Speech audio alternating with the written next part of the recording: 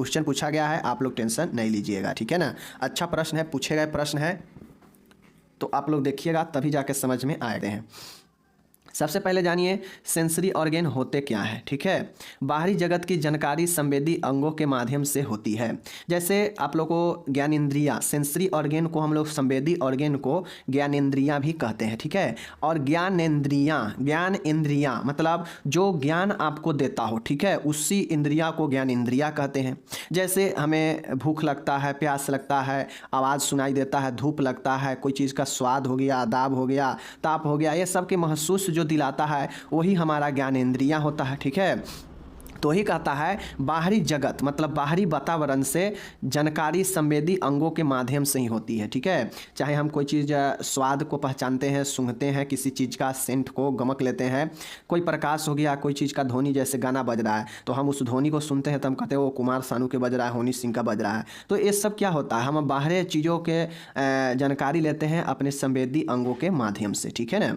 शरीर विशेष प्रकार के संवेदना के ज्ञान हेतु विशेष संवेदी अंग पर निर्भर होता है, इससे ज्ञानेंद्रियां कहते हैं। अब हमारा जो बॉडी होता है विभिन्न प्रकार के संवेदना को लिए अलग अलग संवेदी अंगों पर निर्भर करता है। हमारा जो बॉडी होता है, आप लोग को पता है, कान क्या करता है, सुनने का काम करता है, आँख क्या करता है, देखने का काम करता है, नाक से हम गंध लेते हैं। तो ये सब संवेदी ऑर्गेन है। हमारा बॉडी इस पर निर्भर करता है कि भाई कोई भी संवेदना होगा वह हमें संवेदी अंग से ही मिलेगा, ठीक है। और उसी को हम लोग ज्ञानेंद्रियां कहते हैं, और उसी ज्ञान का अर्जन जो इंद्रिय से होता है उसे ज्ञानेंद्रियां कहते हैं, ठीक है, यानी सेंसरी ऑर्गेन कहते हैं। सीधी सी बात है, जो चीज़ें से हमें कुछ चीज़ों का आभास हो, कुछ चीज़ों का जानकारी हो जिस भी अंग से, उसी को जो है हम लोग संवेदी अंग कहते हैं। मतलब जिस भी अंग से संवेदना मिले, ठीक है ना। संवेदना अगर हमें प्राप्त करना है तो जिस भी अंग से हम संवेदना प्राप्त करेंगे वही अंग हमारा संवेदी अंग हो जाता है। तो सेंसरी ऑर्गेन कौन कौन से हैं, चलिए देखते हैं।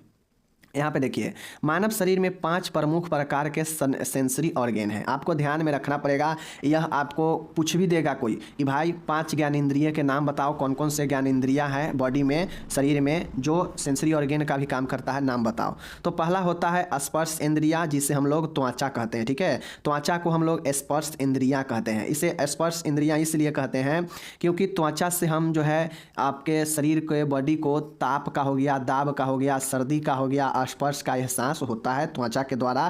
तो स्पर्श से ज्ञान होता है, अगर ठंडा लगेगा, अगर कोई चीज़ आप ठंडे के संपर्क में आपका त्वचा आएगा तो आपको ठंडा का महसूस होता है। अगर गर्म चीज़ें के संपर्क में आइएगा तो गर्म ताप का महसूस होगा, ठीक है ना। अगर दाब वाले चीज़ों में आइएगा तो दाब का महसूस होगा। तो ये सब स्पर्श से महसूस कराता है, इसीलिए इसे स्पर्श इंद्रिया जो त्वचा के द्वारा होता है, पहला हो गया, ठीक है। दूसरा होता है स्वाद इंद्रियाँ। स्वाद इंद्रियाँ का मतलब होता है कि जिसके द्वारा आपको स्वाद मिले, टेस्ट का अनुभव हो। तो स्वाद के ज्ञान कराने वाला जो इंद्रिय है, सेंसरी ऑर्गेन है, उससे जीभ कहते हैं या इसी को स्वाद इंद्रियाँ कहते हैं, ठीक है, याद रखिएगा। घ्राण इंद्रियाँ का मतलब होता है कि जिससे हम जो है सूंघते हैं, ठीक है, गंध का पहचान करते हैं, ठीक है। जैसे बगल में मीट उट बन रहा है तो हम क्या चीज़ के पहचानते हैं, नाक से ही सूंघते, हमें जो है सूंघ आ जाता है तो ज्ञान होता है कि वो बगल में मीट बन रहा है। कोई सेंट मार के अचानक से बगल से गुजरेगा तो परफ्यूम जो है सीधा आपके जो है स्मेल नाक के द्वारा ही आप पता करते हैं। तो ये गंध का ज्ञान हमारा नाक दिलाता है, ठीक है। कान क्या करता है, श्रवण इंद्रियां का काम करता है, मतलब सुनने के इंद्रिय होता है कान, और इसी को ध्वनियों का ज्ञान होता है, आवाज़ का ज्ञान होता है, और यह कान के द्वारा संभव होता है। पांचवा है आँखें, दृश्य इंद्रियाँ। दृश्य इंद्रियाँ का मतलब होता है आँख के द्वारा, और यह वस्तुओं को देखने हेतु प्रयोग होता है, या यूँ कहा जाए तो यह देखने के लिए जो है प्रयुक्त किया जाता है। बॉडी में किसी व्यक्ति को आँख के द्वारा देखा जाता है और यह जो है देखने के ज्ञान को प्राप्त कराता है। तो यह 5 ज्ञान इंद्रियाँ हैं, इसी को हम लोग जो है आपको क्या कहते हैं, सेंसरी ऑर्गेन कहते हैं, जो कि 5 ऑर्गेन है। मैंने आपको बता दिया, आपके सामने में है। त्वचा, जीभ, ठीक है, त्वचा, जीभ, नाक, कान, आँख, ये पांचों जो है हमारा ज्ञान इंद्रियां हैं, जो कि हमारा त्वचा तो संपूर्ण शरीर में फैला है, बाकी सब के सब जो है हमारा गर्दन से ऊपर का ही जो है चीज़ें हैं, ठीक है। तो आप लोग को पता होना चाहिए, समझ गए ना। और यह जो है हमें विभिन्न प्रकार के अलग अलग चीज़ों को, ज्ञान को प्राप्त करवाता है, इसीलिए इसे ज्ञान इंद्रिया कहा गया है, ठीक है। अब लिस्ट लिख दीजिएगा ज्ञान इंद्रिया सेंसरी ऑर्गेन का। अब एक क्वेश्चन बहुत इंपॉर्टेंट आता है, मैकेनिज्म ऑफ विजन, यानी दृष्टि की क्रियाविधि, ठीक है ना। तो चलिए इसको हम लोग देखते हैं। मैकेनिज्म ऑफ विजन, दृष्टि की क्रियाविधि। अब दृष्टि की क्रियाविधि का मतलब होता है कि जैसे जो विजन होता है, हम जो चीज़ें दिखते हैं किसी वस्तु को, किसी आदमी को, मतलब अदर कुछ कोई भी चीज़ हम अपने आँखों से देखते हैं तो वह काम कैसे करता है। ऐसा थोड़ी ना है कि डायरेक्ट हम किसी वस्तु पर जो है किसी वस्तु के साइड जो हम अपने आँख ले जाएँ तो वह जो है ऑटोमेटिक देख लेता है, नहीं। उस कोई भी चीज़ हम देखते हैं, कोई भी रंग हो, फिल्म हो, कोई आदमी की तस्वीर, कुछ भी चीज़ हम देखते हैं अपने आँखों से, तो उसके पीछे एक मैकेनिज्म काम करता है, एक क्रियाविधि काम करता है, और इसी क्रियाविधि के तहत जो है हमें कोई वस्तु, कोई भी चीज़ दिखाई देता है, ठीक है ना। तो यह क्रियाविधि कैसे काम करता है, इसी को हम लोग को समझाना है, यानी मैकेनिज्म ऑफ विजन को हम लोग को समझाना है, ठीक है। चलिए समझाते हैं। जैसे कोई ऑब्जेक्ट है, कोई वस्तु है, ठीक है, जिसको हम देखना चाहते हैं, मतलब कोई भी वस्तु है, कोई भी चीज़ हो सकता है, हम उसको देखना चाहते हैं, ठीक है। वे स्वयं प्रदीप्त साधनों, सूर्य की रोशनी, विद्युत रोशनी आदि से प्रकाश की किरणों को प्राप्त करके परावर्तित कर देती है। देखिए, अब आप लोग कहते हैं कि हम किसी चीज़ को देखते हैं, जबकि एक्चुअली जो है ऐसा होता नहीं है, ठीक है। हम तो किसी चीज़ को देखते ही देखते हैं, लेकिन हम कोई भी वस्तु को देखना चाहते हैं तो वह वस्तु भी जो है प्रदीप्त होता है, मतलब वह जो है रोशनी बिखेरने वाला होता है, ठीक है। जैसे हम किसी वस्तु पर अपने जो है विजन को ले जाएंगे, दृष्टि को ले जाएंगे, तो वह वस्तु क्या होता है, स्वयं प्रदीप्त साधनों से जो है प्रकाशमय होता है। जैसे सूर्य के, चाहे वह सूर्य के रोशनी से हो, चाहे कोई इलेक्ट्रिक बल्ब से हो, वह उसके ऊपर कोई ना कोई जो है प्रदीप्त साधन रहता है। अगर हम दिन में उजाला में कोई वस्तु को अगर देख रहे हैं तो वह जो है सूर्य के रोशनी से जो है प्रदीप्त हो रहा है, ठीक है।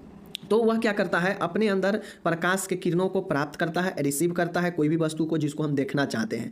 अब वह क्या करता है कि अपने रिसीव कर लेता है प्रकाश के किरण को, और रिसीव करने के बाद वह जो है हमारे आँख की तरफ रिफ्लेक्ट कर देता है, रिफ्लेक्स कर देता है, परावर्तित कर देता है, जिससे वह वस्तु पर जो है प्रतिबिंब बनता है हमारे आँख से, और हम उस वस्तु को देख पाते हैं। जैसे मानिए, जैसे यह वस्तु है, ठीक है, यह कोई वस्तु है, ठीक है ना। अब यह वस्तु सूर्य के किरण को क्या किया, लिया, ठीक है। सूर्य के किरण या कोई बल्ब, लाइट का बल्ब ही इस पर पड़ा, ठीक है, एक किरण आया इस पर, समझ गए।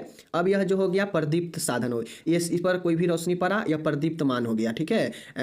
अब ये पड़ा तो अब ये क्या करता है, हम यहाँ पे है, ठीक है, हम यहाँ पे, हम इसको देखना चाहते हैं, लेकिन इस पर सूर्य के किरण या किसी बल्ब की रोशनी पड़ रहा है, ठीक है। अब जैसे ही हम इसको देखना चाहेंगे तो ये जो सूर्य की रोशनी या बल्ब की रोशनी इस पर आ रहा है, यह हमारे आंखों पर क्या करेगा, इसे रिटर्न कर देगा, रिफ्लेक्ट कर देगा, समझ गए। यानी यह वापस से यह वस्तु अपने रोशनी को हमारे आंखों की तरफ भेज देगा, रिफ्लेक्ट कर देगा, जिससे हम जो है इस वस्तु को देख पाते हैं, समझ गए चीज़ों को। चलिए, ये हो गया बेसिक से चीज़ें। आगे देखिए, प्रकाश के किरणों को गमन सीधी रेखा में होता है। अब जो प्रकाश के किरण होता है ना, हमेशा सीधी रेखा में जो है गमन करता है, ठीक है। और प्रकाश की गति लगभग 3 लाख किलोमीटर प्रति सेकेंड की होती है। अब आप लोग को बहुत बार पढ़ चुके हैं कि प्रकाश सीधी रेखा में गमन करती है, और प्रकाश का जो स्पीड होता है, गति होता है, लगभग 3 लाख किलोमीटर प्रति सेकेंड होता है। इस चीज़ को ध्यान में रखिएगा। तो ये तो हो गया बेसिक चीज़ें कि जब कोई वस्तु को हम देखना चाहते हैं तो वह वस्तु प्रदीप्तमान होता है। प्रदीप्तमान का मतलब है सूर्य की रोशनी या कोई बिजली की रोशनी उस पर पड़ता है और वह हमें रिफ्लेक्स कर देता है, जिससे हम जो है रिफ्लेक्स कर देता है, ठीक है। अब रिफ्लेक्स करने के बाद, चूँकि हम जानते हैं कि प्रकाश का किरण सीधा रेखा में गतिमान होता है, प्रकाश का जो गति होता है लगभग 3 लाख किलोमीटर प्रति सेकेंड होता है, ठीक है। ये सब चीज़ें मैकेनिज्म में ध्यान रखना पड़ेगा। आगे है वस्तु, ऑब्जेक्ट। ऑब्जेक्ट प्रकाशवान किरणों को जो उसके ऊपर पड़ती है को वह वस्तु परावर्तित करती है। अभी ऊपर वो चीज़ देखे हैं कि वस्तु है, वह वस्तु प्रकाशवान है, ठीक है, मतलब कोई भी चीज़ से प्रकाशवान है, चाहे वो सूर्य की रोशनी से हो या फिर अंधेरा में आप कोई चीज़ को देख रहे हैं तो उस पर कोई ना कोई रोशनी पड़ रहा होगा, ठीक है ना। अब कोई रोशनी पड़ रहा होगा, वह रोशनी को वह ऑब्जेक्ट जो है रिसीव कर रहा है, और वह जो है आपकी आंखों की तरफ रिफ्लेक्स कर रहा है, परावर्तित कर रहा है। तो यही कहता है कि एक वस्तु है जो प्रकाशवान है कोई ना कोई किरण से, वह किरण को जो उसके ऊपर पड़ रहा है, जिस वस्तु के ऊपर, उसको वह रिफ्लेक्ट कर रहा है, परावर्तित करती है, समझ गए। ये ध्यान रखिएगा। इन परावर्तित किरणों को मैकुला, ठीक है ना, मैकुला मिलन बिंदु, ठीक है। अब ये जो वस्तु, जिस भी वस्तु को हम देखना चाहते हैं, वह क्या करता है कि अपने ओर से जो है वह किरण को रिफ्लेक्ट कर देता है। अब जब रिफ्लेक्ट करता है परावर्तित किरणों को मैकुला मिलन बिंदु रट्स तथा कोन्स पर, जो रेटिना के बाहर स्थित होता है, जिसे रेसिपेटर कहते हैं, पर एकत्र करके ऑप्टिक नर्व को ट्रांसमिटेड कर दी जाती है। अब जैसे देखिए, आगे मैं आई पढ़ाऊँगा तो वहाँ पे देखिएगा, ये जो भी वस्तु को हम देखना चाहते हैं वह वस्तु क्या करता है, हमारे आँखों की तरफ अपने रोशनी को रिफ्लेक्ट कर देता है, परावर्तित कर देता है। अब हम लोग जानते हैं कि जो रेटिना होता है, रेटिना के बाहर एक जो है मिलान बिंदु होता है, रोड्स और कोन, ठीक है। रोड्स और कोन जो है हमारे रेटिना के बाहर होता है। रेटिना के बाहर जो है इस रोड्स और कोन्स पर एक मैकुला मिलन बिंदु होता है, ठीक है। जैसे मानिए इधर रोड्स हो गया, इधर कोन्स हो गया, और ये दोनों के बीच में एक मिलान बिंदु मैकुला है, ठीक है, मैकुला है, समझ गए। और ये सब के सब कहाँ होगा, हमारे आंखों के अंदर होगा, समझ गए। अब ये आंखों के सब अंदर होगा, तो इधर रोड्स है, इधर कोन्स है, यहाँ मैकुला है। अब यह वस्तु जो है जो परावर्तित किया है किरण को, ये आके यहाँ मैकुला पर मिलता है, ठीक है। जो ये कहाँ है स्थित, यह मैकुला रेटिना के बाहर रोड्स और कोन पर जो है मिला हुआ है। अब ये जो मैकुला क्या करता है, जो मिलान बिंदु है, यह सारे किरण को क्या करता है, सारे किरण को रिसिपेटर्स करता है, मतलब अपने अंदर ग्रहण करता है, ठीक है। और ग्रहण करने के बाद यह ऑप्टिक नर्व को ट्रांसमिटेड कर दी जाती है, मतलब जो भी किरण व्यक्ति के आंखों पर पड़ता है वह रोड्स और कोन पर मिल जाता है, मैकुला बिंदु पर। और मिलने के बाद सारे किरण को ऑब्जर्व करके वह जो है ऑप्टिक नर्व को ट्रांसमिटेड कर देता है, संचारित कर देता है, जिससे जैसे ही ऑप्टिक नर्व को ट्रांसमिटेड होता है तो व्यक्ति को जो है क्या होता है, मस्तिष्क में एक एस्टुमुलेट होता है, एक जो है तंत्रिका में एस्टुमुलेट होता है प्रमस्तिष्क के दृष्टि केंद्र में भेजने पर, और वहाँ जो है व्यक्ति को पता चलता है कि ओ हम फलाना चीज़ों को देख रहे हैं। और ये सब इतना फास्ट होता है कि आपको यह क्रिया विधि समझने में इतना समय लगा है, लेकिन हम कोई चीज़ को देखते हैं तो देखते हैं, जिधर आँख ले जाते हैं उधर आसानी से हम देख लेते हैं, लेकिन उसके देखने के पीछे सारा जो है चीज़ें घटित होता है, ठीक है। तो इसी चीज़ को हमको लिखना था, कुछ ज़्यादा है नहीं, बस आपको याद रखना है कि कोई वस्तु है, हम इसको देखना चाहते हैं, तो यह वस्तु खुद में जो है आपके प्रकाशवान होता है आपसे पहले से ही। अब यह प्रकाशवान या तो सूर्य के किरण से होगा या फिर जो है कोई बिजली के रोशनी से होगा, ठीक है। इस पर जो है किरण पड़ रहा है। अब ये किरण जो पड़ रहा है, लेकिन हम जैसे ही इसको देखना चाहेंगे तो यह वस्तु भी क्या करेगा, इधर से रिफ्लेक्ट कर देगा, ठीक है। यह भी रिफ्लेक्ट कर देगा, भेजेगा। अब भेजेगा हमारे आँखों पर तो प्रतिबिंब बनता है। अब जैसे ही आँख पर भेजेगा तो हमारा आँख जो कॉर्निया होता है, जो हमारा रेटिना है, ठीक है ना, कौन चीज़ है मैं आपको यहाँ पे बता देता हूँ। रेटिना जो है यह बाहर स्थित होता है। रेटिना के बाहर हमारा एक कोन्स और रोड स्थित होता है, और ये दोनों के मिलन बिंदु को हम लोग मैकुला कहते हैं। इस पर आके सारा जो है किरण मिल जाता है, और मिलने के बाद हमारा आँख जो है, आँख से ही एक ऑप्टिक नर्व लगा होता है जो ब्रेन को सिग्नल पहुँचाता है कि हाँ हम फलाना चीज़ को देखने का प्रयास कर रहे हैं। तो जैसे ही यह ऑप्टिक नर्व को किरण मिलता है मिलान बिंदु मैकुला से, तो ऑप्टिक नर्व में ट्रांसमिटेड होता है, और यह ऑप्टिक नर्व जो है हमारे न्यूरॉन्स को जगाता है मस्तिष्क के भाग में, दृष्टि केंद्र में भेजने के बाद। और जैसे ही जग जाता है, न्यूरॉन तंत्रिका जग जाता है, तो क्या होता है कि वहाँ पे हम जो है किसी भी वस्तु को जो है देखने के निश्चित करते हैं कि हाँ ये फलाना वस्तु है, ये चिलाना वस्तु है। और यही जो है आपके क्या होता है, मैकेनिज्म होता है। बड़ी आसान है, समझना बड़ी आसान है। बस आपको ये चीज़ ध्यान में रखना है कि वस्तु है, इस पर पहले से कोई किरण पड़ते रहता है, चाहे वो किरण रोशनी धूप का हो, सूर्य का हो, या फिर आर्टिफिशियल बिजली का हो। तो इस पर किरण पड़ते रहता है, या खुद में वस्तु जो है प्रकाशवान रहता है। अब जैसे ही हम ये वस्तु को मान गए देखने का प्रयास करेंगे तो यह वस्तु हमारे आँखों के तरफ रिफ्लेक्ट करेगा, परावर्तित करेगा। अब जैसे ही यह परावर्तित कर देगा तो क्या होगा कि हमारे जो रेटिना है वहाँ पे एक मैकुला पॉइंट है, वो मैकुला पॉइंट के एक मिलन बिंदु है किसका, कॉर्निया और कोन्स और रोड्स, जो कि रेटिना के बाहर है, और इसके मिलन बिंदु को मैकुला कहते हैं। अब जैसे ही सारा किरण ये वस्तु को हमारे आंख पर पड़ता है तो यह सब मैकुला पर मिला रहता है, और यह मैकुला जो है क्या करता है, भेज देता है ऑप्टिक नर्व में सिग्नल। अब ऑप्टिक नर्व को सिग्नल मिलता है तो वह ऑप्टिक नर्व क्या करता है, हमारे ब्रेन को सिग्नल भेजता है। ब्रेन में संवेदी के तहत जाता है, और वहाँ पर जाने के बाद जो है न्यूरॉन जो है जागृत होता है, एस्टिमुलेट होता है, कहता है कि फलाना चीज़ देख रहा है, इसको बताओ मस्तिष्क में कि क्या देख रहा है व्यक्ति। और वहाँ पर जो है मस्तिष्क में हमारा ज्ञान आता है कॉन्शियस क्षेत्र में, ठीक है ना। कॉन्शियस मतलब चेतना क्षेत्र में यह जो है व्यक्ति के अंदर एनालिसिस होता है, विश्लेषण होने के पश्चात जो है व्यक्ति उस वस्तु को पहचान पाता है या देख पाता है, ठीक है। और यही जो है आपका मैकेनिज्म हो गया, समझ गए चीज़ों को। चलिए ये हो गया। यहाँ पे टोटल इंग्लिश दिया गया है ऊपर में, ठीक है ना, टोटल इंग्लिश यहाँ पे दिए गए हैं, आप लोग यहाँ पे टोटल के देख लीजिएगा। मैकेनिज्म ऑफ विजन भी यहाँ पे मैंने इंग्लिश में दे रखा है, आप लोग इंग्लिश वाले PDF दे देंगे, अच्छे से कर लीजिएगा, ठीक है ना। चलिए अब हम लोग आते हैं आँख की संरचना में। आँख की संरचना भी इंपॉर्टेंट है, क्वेश्चन समझिएगा। डिस्क्राइब द स्ट्रक्चर ऑफ आई। आई का, आँखों का संरचना को बताना है। बहुत आसान है आई के संरचना, पहले आई के बारे में समझिए। आँख होता क्या है? आँख एक दृष्टि ऑर्गेन है, ऑर्गेन ऑफ साइट, ठीक है। आँख एक देखने का अंग है, यानी दृष्टि का अंग है, ठीक है। आँखें होती है, इनके द्वारा ही मनुष्य का दृष्टि का ज्ञान होता है, बिल्कुल सही है। अभी ऊपर देखें हम लोग कि यह एक सेंसरी ऑर्गेन भी है, देखने का काम आता है, या दृष्टि के ज्ञान को बोध कराता है। तो आँख ही ऑर्गेन है, दृष्टि का साइट ऑफ ऑर्गेन है, ठीक है ना।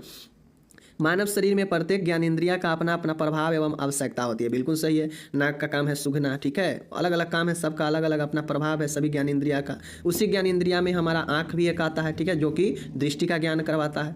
परंतु आँखें सबसे जटिल ज्ञानेंद्रिया है, सभी 5 ज्ञानेंद्रिया में सबसे जटिल ज्ञानेंद्रिया हमारा आँख ही होता है, ठीक है, जिन पर मनुष्य निर्भरता सबसे अधिक होता है, ठीक है, सबसे अधिक होता है। मान गए आपका कान खराब हो जाएगा, तो कान खराब हो जाएगा तो क्या होगा? आप किसी चीज़ को नहीं सुन पाइएगा, यही ना होगा। लेकिन आँख खराब हो जाएगा तो आपका पूरा दुनिया ही अंधेरा हो जाएगा। आप कोई चीज़ को सुन सकते हैं लेकिन देख नहीं सकते हैं, और जो चीज़ देखने में मजा है वो सुनने में कहाँ मजा है, ठीक है ना। तो इसीलिए इसे सबसे जटिल ज्ञान इंद्रिया कहा जाता है, जिन पर मनुष्य सबसे ज़्यादा निर्भर होता है, इसलिए यह सबसे ज़्यादा जटिल भी होता है, समझ गए ना। आँख आकार में गोलाकार होता है, सबसे पहले ध्यान रखिए, आँख आकार में गोलाकार होता है। इसका व्यास लगभग 2.5 सेंटीमीटर होता है, ठीक है ना। इसे नेत्र गोलक, आई बॉल गोलक भी कहा जाता है, इसे नेत्र गोलक भी कहा जाता है, ठीक है। तो ये चीज़ों को जो है आप लोग याद रखिएगा। तो ये तो हो गया, कुछ खास नहीं है, ये आँख के बारे में थोड़ा थोड़ा जानकारी है कि आँख क्या है, कौन सा ऑर्गेन है, ठीक है, सबसे जटिल है ज्ञान इंद्रिया में। यह मनुष्य सबसे ज़्यादा मनुष्य इस पर निर्भर रहता है, क्योंकि यह जो है दृष्टि का ज्ञान करवाता है। इसका यह गोलाकार होता है, इसका व्यास इतना सेंटीमीटर होता है, और इसे यह नेत्र गोलक भी से कहते हैं, ठीक है। तो ये तो हो गया थोड़ा मोड़ा नेत्र के बारे में। अब आता है मेन चीज़ें, structure of eye. Structure of eye, आँख के संरचना में क्या क्या जो है शामिल होता है, इसको जो है चलिए हम लोग देखते हैं। संरचना की बात करेगा स्ट्रक्चर में, तो सबसे पहले ध्यान रखना है कि आँख का जो स्ट्रक्चर है प्रमुख रूप से 3 लेयर में बना है, ठीक है। आँख जब बनता है तो प्रमुख रूप से 3 लेयर में रहता है, ठीक है। पहला है आउटर, ठीक है ना, आउटर और फाइब्रस लेयर। पहला लेयर को आउटर या फिर फाइब्रस लेयर कहते हैं। आउटर मतलब होता है बाह्य या बाहरी लेयर होता है, इसी को तंतुमय लेयर भी कहते हैं। अब ये जो होता है ना, इसमें एस्क्लेरा और कॉर्निया, बाहरी जो लेयर है इसमें 2 चीज़ें होता है, एक होता है एस्क्लेरा और एक होता है कॉर्निया। इंपॉर्टेंट है, याद रखिएगा। यहाँ पे अगर ना समझ पाइएगा तो फिर दिक्कत हो जाएगा। हम लोगों ने क्या देखा, आँख की संरचना में 3 प्रमुख लेयर है, ठीक है, 3 लेयर है, 3 लेयर से बना है। पहला है outer layer, middle layer, inner layer. Outer मतलब बाह्यतम, मिडिल मतलब मध्य, और इनर मतलब आंतरिक, ठीक है, समझ गए। लेकिन आउटर को फाइब्रस लेयर भी कहते हैं। और ये जो आउटर या फिर फाइब्रस जो लेयर है, इसमें 2 जो है आँख का अंग होता है, एक एस्क्लेरा और कॉर्निया, 2 शामिल होता है प्रथम लेयर में। मिडिल लेयर को हम लोग भास्कुलर लेयर भी कहते हैं, वाहिकीय स्तर। इसमें क्रोवाइड, सिलियरी बॉडी और आइरिस, इसमें 3 चीज़ें होता है, ठीक है। मिडिल लेयर में क्रोवाइड होता है, सिलियरी बॉडी होता है और आइरिस होता है, तीनों याद रखिएगा। एंड जो तीसरा है इनर लेयर, इसी को नर्वस लेयर भी कहते हैं, जो रेटिना होता है। सबसे आंतरिक लेयर यही रेटिने होता है, ठीक है। तो आपसे ऑब्जेक्टिव में पूछेगा कि यहाँ के सबसे आंतरिक लेयर कौन होता है, रेटिना होते हैं, ठीक है। सबसे बाहरी लेयर कौन होता है, कॉर्निया होता है, ठीक है, याद रखने को। तो याद रखिए, आउटर लेयर में एस्क्लेरा और कॉर्निया, मिडिल लेयर में क्रोवाइड, सिलियरी बॉडी और आइरिस होता है, इनर लेयर में रेटिना होता है, ठीक है। इतना जब याद हो जाएगा तो आपको कन्फ्यूजन अब दूर हो जाएगा। कैसे कन्फ्यूजन दूर होगा, फिगर में देख लीजिए। मैंने आपको पढ़ाया आउटर लेयर, आउटर लेयर में क्या मैंने पढ़ाया कि एस्क्लेरा होता है और जो है कॉर्निया होता है। अब देखिए कॉर्निया कहाँ है और एस्क्लेरा कहाँ है। देखिए लेंस के जो सामने वाला सबसे बाह्य परत है वह कॉर्निया वाला होता है, ठीक है, एक कॉर्निया वाला व्हाइट, ठीक है ना। और बाकी ये जो एस्क्लेरा वाला परत है, देख लीजिए ब्लू ब्लू जो सबसे बाह्य परत दिख रहा है ब्लू वाला, यही हमारा जो है क्या है, एस्क्लेरा है, ठीक है। और चूँकि बाहरी परत है तो बाहरी परत में कॉर्निया और एस्क्लेरा है, दोनों हो गया, समझ गए। चलिए रही बात ये हमारा जो है, यहाँ पे देख लीजिए आइरिस। अब हम लोग जो देखे हैं क्रोवाइड, ठीक है, क्रोवाइड देखे थे, आइरिस देखे थे, और उसके बाद जो है हम लोग एक और चीज़ देखे थे, ठीक है, मैं आपको यहाँ पे बता देता हूँ, एकदम कन्फ्यूजन नहीं होना है। क्रोवाइड, आइरिस और सिलियरी बॉडी, ठीक है ना, देख लीजिए सिलियरी बॉडी, समझ गए। अब ये जो सिलियरी बॉडी जो है हमारा, यही सिलियरी बॉडी होता है, ठीक है ना, ये वाला जो है यही सिलियरी बॉडी होता है। यही सिकुड़ता फैलता है ना, तो हमारा लेंस का आकार जो है बढ़ता घटता है इसी मांसपेशी के सिकुड़ने और बढ़ने के कारण, यही सिलियरी बॉडी होता है, ठीक है। तो जो मध्य लेयर होता है उसमें आइरिस होता है, ठीक है, सिलियरी बॉडी होता है और क्रोवाइड होता है। ये जो बीच वाला ललका देख रहे हैं ना, ललका बीच वाला, ये मध्य वाला है, और यही क्रोवाइड होता है ललका वाला, ठीक है, मध्य परत। और ये हो गया आपका उसके बाद यहीं पे आपका देख लीजिए ये सिलियरी बॉडी होता है, यहीं पे समझ गए ना, यहीं पे सिलियरी बॉडी इधर भी है और इधर भी है, यही सिलियरी बॉडी। यही सिकुड़ेगा फैलेगा तो लेंस का आकार में जो है घटाव बढ़ाव होता है। समझ गए, चीज़ों को हम देख पाते हैं, आँख हमारा इधर से उधर चल पाता है इसी सिलियरी बॉडी के कारण ही। समझ गए, सिलियरी बॉडी अगर नहीं फैलेगा नहीं सिकुड़ेगा तो हमारा लेंस इधर से उधर नहीं होगा और हम साइड के चाहे इधर उधर के आँख जो मटका के इधर उधर करके देख लेते हैं नहीं देख पाएंगे। तो ये हो गया। और आंतरिक परत जो है हमारा पता है रेटिना, पीला वाला जो आंतरिक परत है, यह आंतरिक परत हमारा जो है होता है क्या चीज़, पीला वाला। ठीक है, याद रखिएगा। बाकी इसमें एक द्रव भरा होता है, इक्वस ह्यूमर होता है। यह लेंस और कॉर्निया के बीच में एक द्रव भरा होता है। ठीक है, ये सब द्रव से भरा रहता है। तो यही चीज़ें हैं, समझ गए चीज़ों को। तो ये हो गया। चलिए आगे चलते हैं, फिगर जरूर बनाइएगा। और इधर से हमारा ब्रेन में कोई भी चीज़ देखते हैं तो सिग्नल पहुंचाता है, ऑप्टिक नर्व इससे जुड़ा होता है हमारा ब्रेन से, यही आँख का। समझ गए, तो ये ऑप्टिक नर्व का रास्ता है। समझ गए चीज़ों को। चलिए, तो ये हो गया हमारा जो आउटर लेयर है, उसमें क्या क्या है, आउटर लेयर में स्क्लेरा है और कॉर्निया है। ठीक है, ये आउटर लेयर इधर है, बाकी के आउटर लेयर ये ब्लू वाला है। समझ गए चीज़ों को, तो ये स्क्लेरा है। समझ गए चीज़ों को। चलिए, अब रही बात, ये लेंस हो गया हमारा, लेंस की बात छोड़िए। रही बात हमारा आंतरिक लेयर में, हम लोग को पता है कॉर्निया, रेटिना आंतरिक लेयर में है, पीला वाला टोटल जो है आपके आंतरिक लेयर है। तो ये हो गया रेटिना आंतरिक लेयर है, इनर लेयर। मध्य लेयर में हम लोग को पता है कोर्वाइड है, समझ गए, आइरिस है और सिलियरी बॉडी है। तो ये जो है हमारा क्या हो जाता है, मध्य लेयर। समझ गए, और बाकी बाहर लेयर बता ही दिए। हो गया, ऑप्टिक नर्व एक यहाँ पे कनेक्ट रहता है। समझ गए। चलिए, बीच में लेंस लगा दीजिएगा। अब एक एक करके देख लीजिए। स्क्लेरा हम लोग को पता है, यह आँख का सर्वाधिक बाहरी भाग है, सफ़ेद रंग का परत होता है। हमारा आँख में जो भी सफ़ेद रंग के परत दिखता है ना, बाहर से आप लोग देखिएगा बीच में एक जो है काला रहता है, चारों साइड से जो है सफ़ेद रहता है। तो यही सफ़ेद वाला जो होता है यही स्क्लेरा होता है। ठीक है, और यह सर्वाधिक बाहरी भाग में सबसे ज़्यादा यही स्क्लेरा ही होता है। ये आँख के 5/6 भाग पोस्टेरियर साइड को कवर करती है। ये मोटी परत इसे आकृति प्रदान करती है, साथ ही फाइबर की बनी होने के कारण ये आँखों को सुरक्षा भी प्रदान करती है। स्क्लेरा जो होता है यह आँख का बाहरी भाग होता है, लेकिन बाहरी भाग में सबसे ज़्यादा भाग स्क्लेरा का ही रहता है। 6 भाग में 5 भाग स्क्लेरा का ही रहता है। एक ही भाग जो होता है वो हमारा दूसरा चीज़ का होता है, यानी किसका, कॉर्निया का। समझ गए, क्योंकि बाहरी भाग में 2 ही चीज़ें हैं। समझ गए, यह शेप भी प्रदान करता है, सुरक्षा भी प्रदान करता है आंखों को। तो ये चीज़ सब याद रखिएगा। यह सफ़ेद रंग वाला भाग होता है स्क्लेरा, और आप ऑटोमेटिक देखिए ना अपने आँख में सफ़ेद रंग का कितना ज़्यादा एरिया है। समझ गए।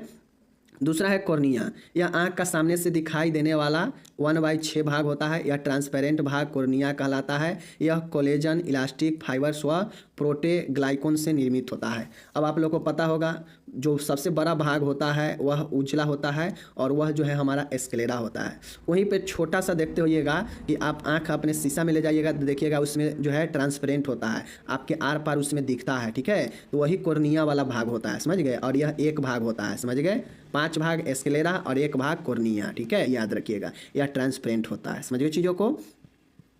यह आँख में आपके सामने से दिखाई देता है। अब है मध्य वैस्कुलर परत। अब दूसरा है मिडिल लेयर, इसे वैस्कुलर लेयर भी कहते हैं। इसमें 3 चीज़ें होता है, एक होता है सिलियरी बॉडी होता है, ठीक है, आइरिस होता है, और एक आपका और चीज़ें होता है, कोर्वाइड होता है। ठीक है, आँख की संरचना की मध्य के परत रिच ब्लड सप्लाई युक्त होती है। इसमें मिलेनिन पिगमेंट के कारण रंग गहरा होता है। यह परत अग्रभाग में सिलियरी बॉडी व आइरिस बनाती है, वह पश्च भाग में स्क्लेरा से जुड़ी रहती है, वह कोर्वाइड बनाती है। देखिए, जो तीसरा लेयर है, ये जो हमारा जो इसको नॉर्मली दूसरा मानिए वैस्कुलर लेयर वाला, ठीक है ना, यह जो होता है यह इसमें आपके क्या होते हैं कि सबसे ज़्यादा जो है आपको क्या होते हैं ब्लड सप्लाई इसी वाले लेयर में जो है आँख का होता है। इसमें सिलियरी बॉडी व आइरस जो है आपके एंटेरियर बनाता है, आगे का भाग, और स्क्लेरा से जुड़कर कोर्वाइड जो है पोस्टेरियर भाग को बनाता है आँख में। ठीक है, इसे वैस्कुलर परत इसलिए कहा गया है क्योंकि इसमें डायरेक्ट ब्लड का सप्लाई जो है आपके इस परत में ज़्यादा होता है। समझ गए ना, तो ये तीसरा हो गया। चौथा है सिलियरी बॉडी। सिलियरी बॉडी का काम है,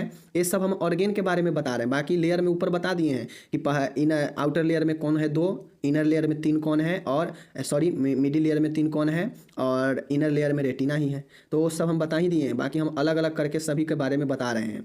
सिलियरी बॉडी है, यह स्मूथ मसल्स मांसपेशी के बना होता है। इसमें संकुचन कंट्रैक्शन और रिलैक्शन होता है, मतलब फैलाव और सिकुड़ाव होता है, जिसके कारण लेंस के शेप में बदलाव आता है। इसी के कारण हम जो है अपने आँखों को इधर से उधर चमका मटका के देख लेते हैं एक ही जगह से खड़े खड़े के आसपास के चीज़ों को। तो यह सिलियरी बॉडी के कारण ही हो पाता है। समझ गए, चूँकि यह सिलियरी बॉडी एक मसल्स का बना होता है, भाग होता है जो संकुचन फैलता है, सिकुड़ता है, जिसके कारण लेंस के शेप में भी बदलाव आता है। आइरिस होता है यह आँख का रंगीन वाला भाग होता है, यह काला व भूरा भाग होता है, नीला होता है। आइरिस के मध्य का स्थान पपिल होता है जिसमें से प्रकाश की किरणें प्रवेश कर लेंस तक पहुंचती है।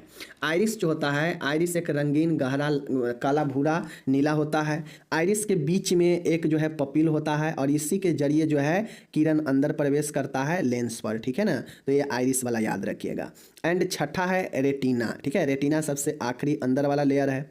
यह आँख के सबसे भीतरी लेयर है जो कि पिगमेंट रेटिना यानी बाहर की तरफ जो है सेंसरी रेटिना में विभक्त होती है। सेंसरी रेटिना भाग में प्रकाश के प्रति संवेदन रॉड्स और कोन्स कोशिकाएं लाखों की संख्या में होती है। मैंने आपको उस समय बताया है मैकेनिज्म ऑफ विजन में बताया है ना कि रोड्स और कोन्स होती है जो किसी भी वस्तु के प्रकाश को अपने अंदर मिलाता है और उसको जो है भेजता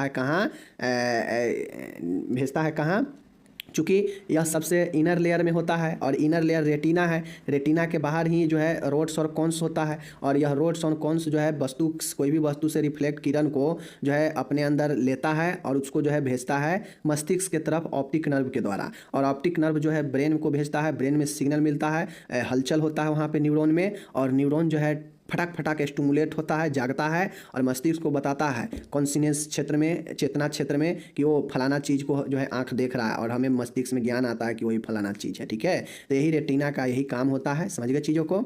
बाकी मैंने बता दिया। आँख में 2 खंड होते हैं, ध्यान में रखिएगा। आँख की संरचना में प्रमुखतः 2 कंपार्टमेंट्स होते हैं। एक होता है लेंस के आगे वाला भाग जिसको स्मॉलर एंटीरियर कंपार्टमेंट कहते हैं और एक होता है पोस्टीरियर भाग, लेंस के पीछे वाला भाग, ठीक है। अब चलिए फिगर में बता देते हैं कि कहाँ लेंस के आगे वाला है। जैसे यह लेंस है, ठीक है, तो यह 2 भाग है। स्मॉलर वाला है जो एंटीरियर है, तो यह लेंस के आगे वाला भाग है, तो आगे वाला भाग यही वाला भाग है, ठीक है। तो यह स्मॉलर भाग एंटीरियर होता है, देख सकते हैं यही एंटीरियर है ना यहाँ, और पीछे वाला जो होगा यह सब पोस्टीरियर वाला भाग होता है, ठीक है, जो कि अंदर की तरफ होता है, समझ गए। तो यही जो है हमारा आँख होता है। आँख को अच्छे से ध्यान में रखिएगा और आँख का 10 नंबर में क्वेश्चन पूछेगा तो आँख के संरचना के बाद एक चीज़ ये भी पूछेगा कि आँख का सहायक अंग कौन कौन सा है बताएं। तो आपको पता है आँख के सहायक अंग कौन कौन से हैं, ठीक है। भौं हो गया, पपिल हो गया, ठीक है ना, बहुत सारे हैं आँख के जो है आपके अलग अलग जो है सहायक अंग हो गए, उसके बारे में बता दीजिएगा। लेकिन आँख के बारे में जो इंपॉर्टेंट स्ट्रक्चर है वो मैंने बता दिया। फिगर बहुत इंपॉर्टेंट है, फिगर ध्यान में सेट कर लीजिए, फिगर जरूर आपको बनाना पड़ेगा। क्वेश्चन पूछ सकता है, 2 क्वेश्चन आता है श्वसन तंत्र से। पहला तो क्वेश्चन ये होगा कि श्वसन तंत्र रिस्पायरेटरी सिस्टम के बारे में, पहला। दूसरा ये होगा कि आपका मैकेनिज्म ऑफ रिस्पायरेशन मीन्स क्रिया विधि यानी श्वसन के क्रिया विधि को बताएं। तो 2 क्वेश्चन इससे रिलेटेड होता है, ठीक है। तो चलिए हम लोग दोनों क्वेश्चन को समझते हैं, बड़ी आसान है। श्वसन तंत्र पहले कहते किसको हैं, पहले इस चीज़ को हम लोग समझ लेते हैं। श्वसन तंत्र किसको कहते हैं? श्वसन तंत्र ऑक्सीजन को शरीर में प्रवेश करने और कार्बन डाइऑक्साइड को शरीर से बाहर निकालने में सक्षम बनाती है। देखिए, तंत्र का मतलब होता है कि एक सिस्टम जिसमें एक जालनुमा जो है आपका हर एक स्टेप के बाद एक एक ऑर्गेन आपको मिलेगा, ठीक है। एक बहुत सारे ऑर्गेन मिलकर एक आपके सिस्टम का रचना करता है। उसी प्रकार से जो श्वसन के काम में, जो श्वसन के क्रिया में भूमिका निभाने वाले जितने भी ऑर्गेन्स हैं वह सब मिलके आपके रिस्पायरेटरी सिस्टम को बनाता है, श्वसन तंत्र को बनाता है, जो श्वसन की क्रिया में भाग लेने में सक्षम होता है, जो श्वसन को शरीर में ऑक्सीजन को प्रवेश कराना और कार्बन डाइऑक्साइड को बाहर निकालने में शरीर से अपना भूमिका निभाता है, ठीक है। श्वसन तंत्र में नाक और मुंह से शुरू होता है। श्वसन तंत्र में जो श्वसन है वह हमारा जो ऑर्गेन है वह नाक और मुंह से शुरू होता है, ठीक है, और वायु मार्ग और फेफड़ों से होकर आगे बढ़ता है। श्वसन तंत्र हमारा नाक से शुरू होता है, ठीक है, मुंह नाक से शुरू होता है और यह वायु मार्ग से होते हुए फेफड़ों तक जो है आगे बढ़ता है, समझ गए। वायु जो है वह आपका वायु नाक और मुंह के जरिए श्वसन तंत्र में प्रवेश करती है। अब जो हम वायु खींचते हैं श्वसन में वह जो है हमारे नाक और मुंह के जरिए श्वसन तंत्र में यानी अलग अलग श्वसन के अंगों में जो है श्वसन तंत्र में प्रवेश करती है, ठीक है, और गले यानी फेरिंग्स और वॉइस बॉक्स या लैरिंग्स से होकर गुजरती है। अब ये जो श्वसन की क्रिया होती है वह हमें मुंह या नाक के जरिए प्रवेश करता है और गले और वॉइस बॉक्स या लैरिंग्स से होते हुए आगे जो है ये बढ़ता है, समझ गए चीज़ों को। चलिए, श्वसन तंत्र। श्वसन तंत्र में सम्मिलित अंगों को 2 भागों में बांटा जा सकता है, ठीक है। रिस्पायरेटरी सिस्टम है, इसको 2 भागों में बांट दिया गया। 2 भाग कौन कौन सा है? पहला जो होता है वह अपर रिस्पायरेटरी ट्रैक्ट, जिसे यूआरटी कहते हैं, ठीक है। अपर रिस्पायरेटरी ट्रैक्ट, ऊपरी श्वसन नाल, मतलब कुछ ऐसे ऑर्गेन हैं श्वसन तंत्र में जो ऊपर के हिस्सों में होते हैं, जैसे नाक यानी नासिका गुहा, नोज या नजल कैविटी, समझ गए, जो आपका नाक है।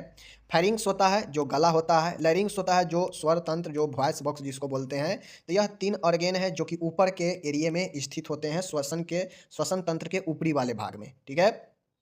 आगे है निचली श्वसन नाल है, लोअर रिस्पायरेटरी ट्रैक्ट है। अब ये जो तंत्र है श्वसन तंत्र, इसमें जो अंग है वह निचले एरिया में होता है, वे सारे ऑर्गेन जो श्वसन की भूमिका में निभाता है अपना स्थान, ठीक है। पहला है trachea. Trachea lower respiratory system का अंग है, ट्रेकिया। ब्रोंकी है, ठीक है, ब्रोंकाई है, यहाँ पे देख लीजिए ब्रोंकाई है। ब्रोंकाई के बाद है ब्रोंकियल्स है, उसके बाद एल्वोली है, उसके बाद लंग्स है, और उसके बाद आपका छठवां है, ठीक है। ध्यान दीजिएगा आप लोग यहाँ पे, तो ये चीज़ को ध्यान दीजिए कि कुछ जो है आपके पेशियाँ है जो श्वसन की क्रिया में भूमिका निभाती है, जैसे डायफ्राम हो गया, इंटरकोस्टल मसल्स हो गया। तो यह सब जो है आपके निचले लोअर रिस्पायरेटरी सिस्टम का जो है क्या है, ऑर्गेन है। समझ रहे चीज़ों को। तो आपको ध्यान में क्या रखना है कि रिस्पायरेटरी सिस्टम में 2 भागों में हम बांट दिए हैं। एक है जो ऊपर के एरिया के रिस्पायरेटरी सिस्टम का अंग है, जिसमें ज़्यादा नहीं 3 है, जिसमें हमारा क्या है, नाक है, फेरिंग्स है, लैरिंग्स है, समझ गए। लोअर रिस्पायरेटरी सिस्टम के जो ऑर्गेन्स है उसमें ज़्यादा है, जैसे ट्रेकिया श्वास नली हो गया, ब्रोंकियाई हो गया, ब्रोंकियल्स हो गया, एल्वोली हो गया, लंग्स हो गया, और जो इंटरकोस्टल जो मसल्स है या फिर जो डायफ्राम मसल्स है, ये जो है इसमें भाग लेता है, ठीक है। चलिए ये समझ गए। अब हम डिटेल से एक बाय एक करके आगे बढ़ेंगे, क्योंकि सभी के बारे में हमको जानना जरूरी है। पहला है नोज, नजल कैविटी, नाक के बारे में, ठीक है। तो अच्छे से समझिएगा, एकदम पॉइंट बाय पॉइंट आपके लिए है कि यह श्वसन रिस्पायरेटरी सिस्टम का सबसे बाहरी भाग है, जो वातावरण वायु को बॉडी में प्रवेश कराने का रास्ता प्रदान करता है। नाक क्या है, नाक यह सबसे श्वसन तंत्र का सबसे प्रथम और सबसे बाहरी अंग होता है, जो डायरेक्टली वातावरण के संपर्क में होता है। यह शरीर में वायु को, ऑक्सीजन को प्रवेश कराने का जो है रास्ता प्रदान करता है। कौन, नाक, nasal cavity, okay. Nasal cavity का एक सेप्टम द्वारा 2 समान भागों में विभाजित रहती है, जिसे नासिका पट्ट कहते हैं। अब आपको पता होगा कि जैसे नाक है, तो नाक जो है बीच में यह एक दीवार होता है, जिसे नजल सेप्टम कहते हैं, नासिका पट्ट कहते हैं, और यह एक कैविटी बनाता है और एक कैविटी बनाता है, बीच में यह नजल पट्ट होता है। समझ गए चीज़ों को। चलिए आगे चलिए। नासिका गुहा, नजल कैविटी पीछे की ओर ग्रसनी में खुलती है। अब जो नाक होता है वह अंदर कहीं ना कहीं खुलता होगा, जाता होगा नली, तभी तो जो है वह फेफड़ा तक जाता है। तो नजल कैविटी जो है पीछे की ओर फेरिंग्स के साथ में ज्वाइंट में रहता है, और उसी के साथ में जो है नाक के द्वारा फेरिंग्स से होते हुए जो है वायु अंदर प्रवेश करता है। तो ये चीज़ों को समझ गए। फिर से आगे चलिए। तो इतना नजल कैविटी के बारे में आप लोग समझ गए। चलिए यहाँ पे इंग्लिश दिया रखा है। अब इसके नजल कैविटी के कुछ कार्य भी हैं, कार्य को भी देखिए, ठीक है।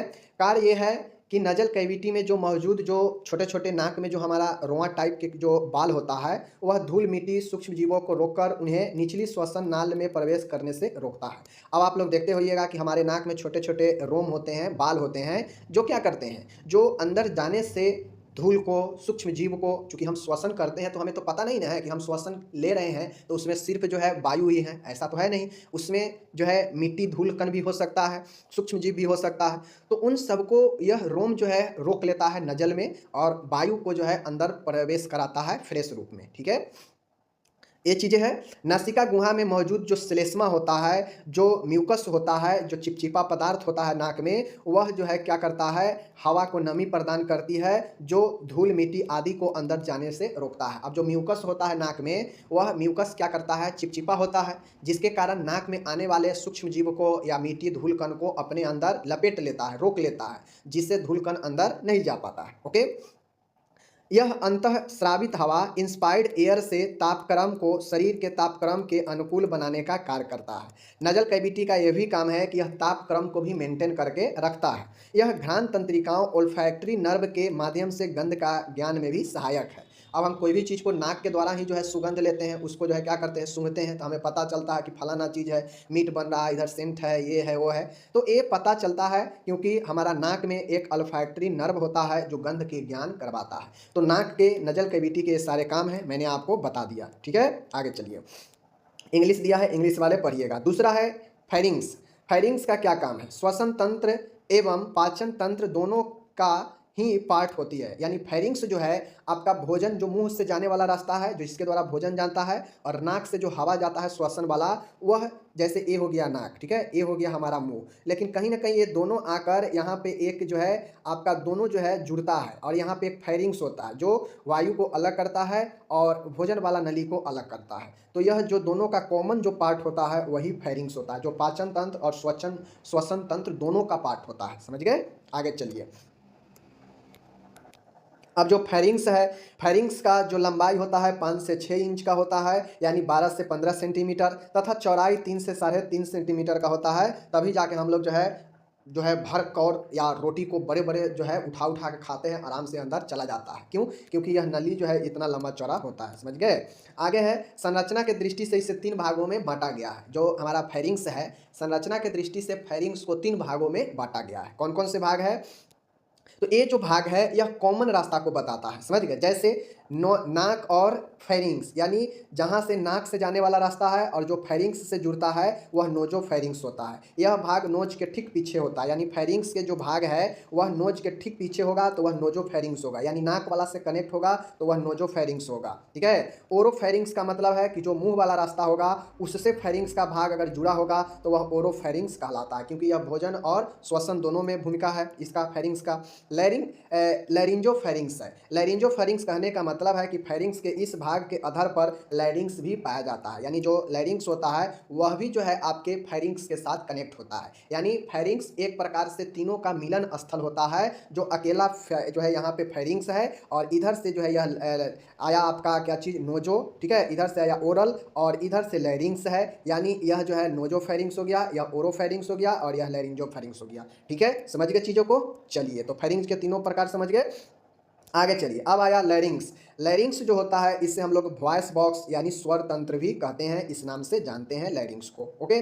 महिलाओं की तुलना में मेल में यह थोड़ा बड़ी होती है, जिसे एडम्स एप्पल कहते हैं। महिलाओं की जो वॉइस बॉक्स होता है स्वर तंत्र वाला, वह मेल के तुलना में महिलाओं की तुलना में, यानी महिलाओं की तुलना में पुरुषों में यह थोड़ा बड़ा होता है। कौन? वॉइस बॉक्स, जिसे हम लोग एडम एप्पल्स कहते हैं। ओके?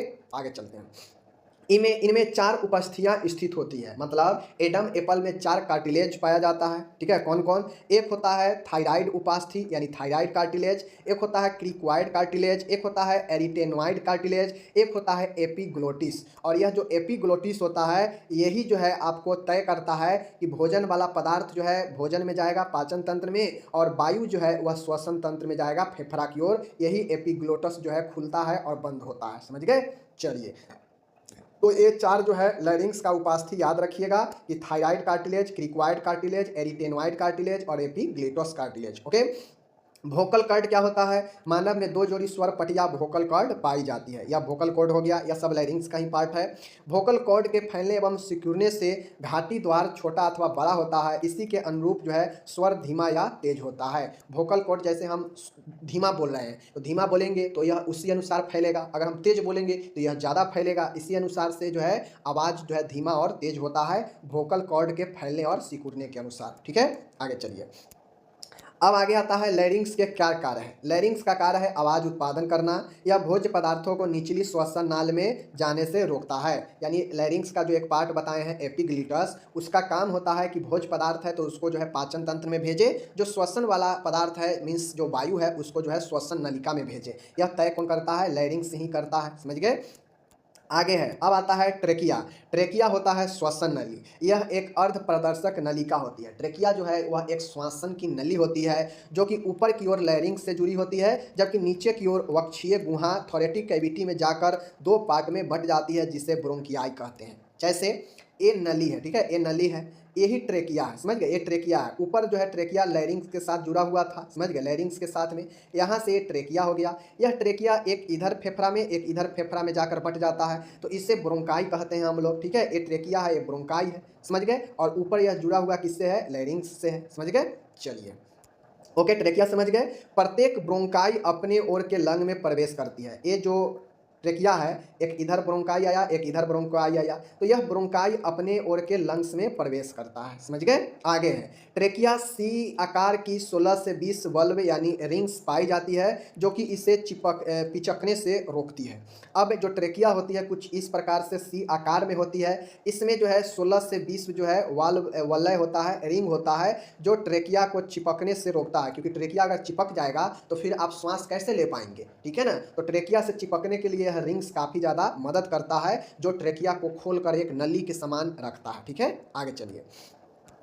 तो यहाँ पे हो गया ट्रेकिया समापत, ट्रेकिया के बारे में। अब आता है हमारा सबसे महत्वपूर्ण पार्ट है लंग्स। लंग्स के बारे में तो मनुष्य में लंग्स जो है एक जोड़ी पाया जाता है, मीन्स 2 फेफड़े पाए जाते हैं। समझ गए? एक होता है राइट लंग, एक होता है लेफ्ट लंग, दोनों राइट लेफ्ट में 2 लंग होते हैं। समझ गए? चलिए, अब यहाँ पे है कि फेफड़ा, ठीक है। तो फेफड़ा देखिए, फेफड़ा वक्षीय गुहा में पाए जाते हैं। अगर आपसे ऑब्जेक्टिव में पूछेगा कि लंग्स कहाँ पे पाया जाता है, तो थोरेटिक कैविटी में। समझ गए? आगे चलिए। राइट लंग 3 पिंडों में यानी 3 खंडों में, जबकि लेफ्ट में 2 पिंड पाया जाता है। यानी जैसे हम लोग, जैसे ये फेफड़ा है हमारा, तो राइट लंग में 3 पिंड, इस प्रकार से 1 2 3 पिंड। समझ गए? जबकि लेफ्ट वाला में अगर समझा जाए तो 1 और 2 पिंड। समझ गए? इस प्रकार से, सॉरी ये वाला नहीं होगा, एक में सिर्फ एक ही होगा, एक इधर 2 पिंड। तो यही जो है हमारा लंग के आपका समझना है। ठीक है, आगे चलिए।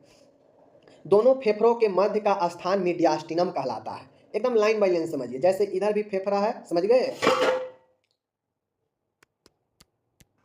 जैसे मैं आपको यहाँ पे बता दूं कि इधर भी एक लंग्स है, ठीक है, और अपन का एक इधर भी लंग है। तो इसके इधर से ट्रेकिया आया, समझ गए? ये इसमें एक बट गया, एक इसमें ब्रोंकाई बट गया। तो ये बीच में जो जगह है यही मीडियास्टिनम जगह कहलाता है, दोनों फेफड़ों के बीच। समझ गए? आगे चलिए। अब आता है छठा हमारा ब्रोंकाई, ब्रोंकियोल्स एवं एल्बोली। तीनों को हमको एक साथ समझ लेना है। समझ गए? ट्रेकिया वक्षीय गुहा में जाकर 2 भागों में विभाजित हो जाती है और इस प्रकार ब्रोंकाई का निर्माण होता है। यानी ट्रेकिया आया ऊपर से, एक इधर फेफड़ा में, एक इधर फेफड़ा में बट गया, तो इसे ब्रोंकाई कहते हैं, या ब्रोंकाई का निर्माण हो गया। समझ गए? आगे चलिए। ब्रोंकाई जो है आगे चलकर, ब्रोंकाई जो होता है, जैसे ट्रेकिया है, एक इधर ब्रोंकाई बटा, एक इधर ब्रोंकाई बटा, दोनों अपने अपने फेफड़ा में बट गया। समझ गए? अब ये जो ब्रोंकाई होता है फेफड़ा में जाकर अलग अलग ब्रोंकियल्स में, अलग अलग बहुत सारे ब्रोंकियल्स में बट जाते हैं। पूरे फेफड़े में अलग अलग ब्रोंकियोल्स में बट जाते हैं। ठीक है, तो यह हो जाते हैं ब्रोंकियोल्स हो जाते हैं। ठीक है, और इस ब्रोंकियल में छोटे छोटे हवा के गुच्छा जो है लगे होते हैं सभी ब्रोंकियोल्स में, तो यही जो है एल्बोली कहलाता है, वायु कोष्ठक। समझ गए चीजों को? चलिए, ये समझ गए। अब 7वां आता है श्वसन तंत्र में महत्वपूर्ण भूमिका आपका पेशी का भी होता है, जिस पेशी का नाम है डायफ्राम और इंटरकोस्टल पेशी। समझ गए? डायफ्राम और इंटरकोस्टल पेशी। ओके, डायफ्राम तथा इंटरकोस्टल पेशियां श्वसन प्रक्रिया में सहायक होती है। यानी जब आप आगे पढ़िएगा मैकेनिज्म ऑफ रिस्पायरेशन, तो ये जो डायफ्राम वाला जो है आपको वहाँ पे लिखना पड़ेगा। तो इंटरकोस्टल पेशी और डायफ्राम को अगर आप यहाँ पे समझ लेते हैं तो आपको मैकेनिज्म में भी जो है यह काम में आएगा, मैकेनिज्म में ये लिखना पड़ेगा।